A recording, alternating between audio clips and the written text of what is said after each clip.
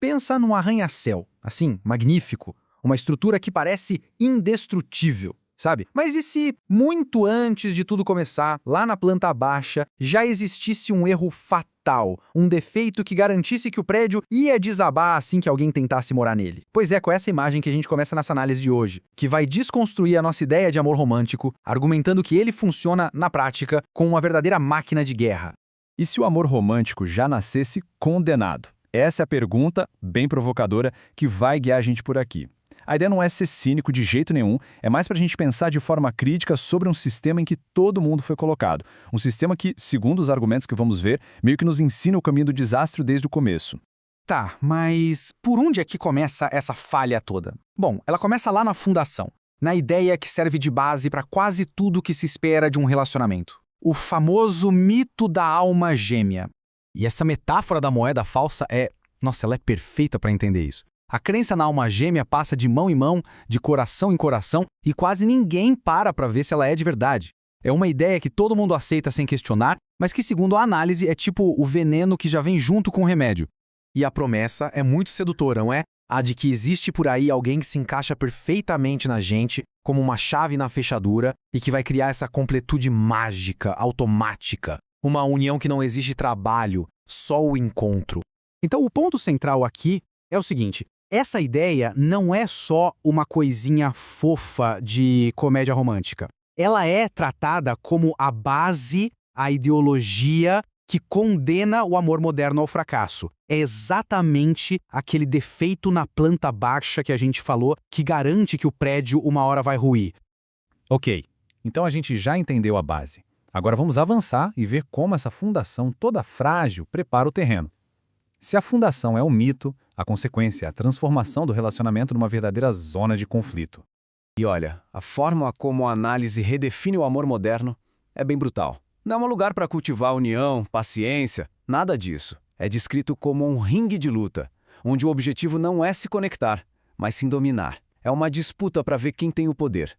E como é que essa guerra começa? Bom, por um mecanismo muito específico, a projeção. A gente não se apaixona pela pessoa real, sabe? Com os defeitos, a história dela, não. A gente se apaixona pela promessa que a gente acha que ela carrega. A gente enxerga no outro a solução para as nossas próprias faltas, a nossa salvação. E tem uma citação que, olha, ela resume isso de um jeito que chega a ser devastador. Eu te amo, na verdade quer dizer, eu preciso de você para não ser esse nada que eu sinto que eu sou. O parceiro ou a parceira deixa de ser uma pessoa para virar um depósito para as nossas carências, carregando um fardo que nunca foi dele. É puro desespero disfarçado de romance.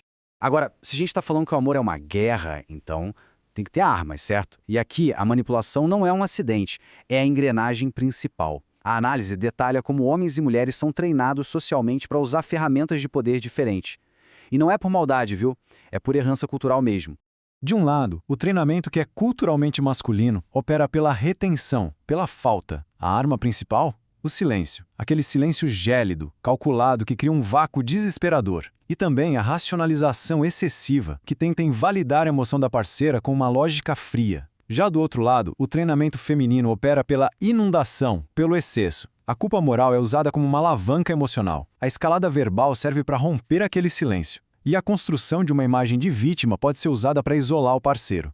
Mas sabe o que é o mais profundo disso tudo? É que por trás dessas táticas que parecem tão opostas, existe o mesmo terror. O homem que se fecha e a mulher que inunda com palavras são, na verdade, dois náufragos, sabe? Agarrados em tábuas diferentes, mas à deriva, no mesmo oceano de medo de encarar a própria incompletude.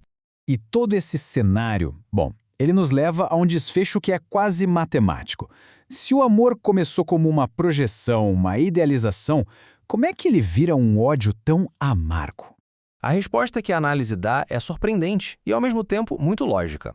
O ódio não é o contrário do amor romântico moderno. Ele é o destino inevitável.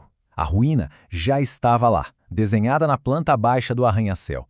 O ódio é simplesmente o som do prédio desabando. Então, vamos entender isso direito. O ódio não explode por causa da briga da toalha molhada. Ele explode quando a idealização desmorona. A raiva não é pelo que a pessoa fez, mas pela audácia que ela teve de ser apenas humana, de não ser o Deus que a gente inventou. É a fúria de perceber que o problema nunca esteve na pessoa, mas no próprio molde quebrado que a gente tentou usar desde o início. Mas calma, depois de desmontar essa máquina toda, a análise não termina no desespero. Não, ela aponta uma alternativa, um caminho que é difícil, sim, mas é possível. É descrito quase como uma revolução íntima. E esse novo caminho exige, assim, uma baita coragem. Primeiro, destruir o molde quebrado, de propósito. Segundo, rejeitar de vez a ideia de que alguém vai nos completar. E terceiro, que talvez seja o mais difícil, começar uma relação não a partir da fantasia, mas do reconhecimento honesto de que os dois são insuficientes. E essa frase final nossa, ela nos deixa com uma visão muito poderosa. Um amor que não é um contrato de salvação, mas uma escolha consciente. A escolha de caminhar lado a lado, sabendo que ninguém ali pode salvar ninguém.